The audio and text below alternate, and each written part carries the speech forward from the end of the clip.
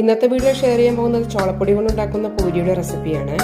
പൂരിക്കുള്ള മാവ് കുഴച്ചെടുക്കാം. അതിനായി 1 കപ്പ് ചോളമാവ് എടുത്തിട്ടുണ്ട്, 1/2 കപ്പ് ഗോതമ്പ് പൊടി, 2 ടീസ്പൂൺ റവ, 1/2 ടീസ്പൂൺ ഉപ്പിടാം, 1 ടീസ്പൂൺ സൺഫ്ലവർ ഓയിൽ.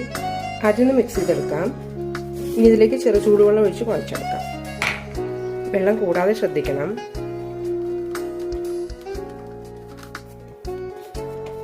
പത്ത് മിനിറ്റ് റെസ്റ്റിനായി വെക്കാം. ഇനി കുറച്ച് കനത്തിൽ പരത്തിയെടുക്കാം. ഷേപ്പ് ചെയ്തെടുക്കാം. എണ്ണ നന്നായി ചൂടായതിനു ശേഷം പൂരിയിടാം.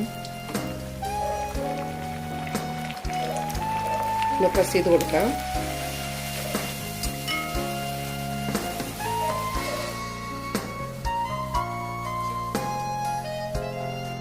നന്നായി പൊങ്ങി വന്നിട്ടുണ്ട്. വളരെ ടേസ്റ്റിയായ ചോളപ്പൊടി കൊണ്ടുള്ള പൂരിയുടെ റെസിപ്പി ഒന്ന് ട്രൈ ചെയ്ത് നോക്കൂ.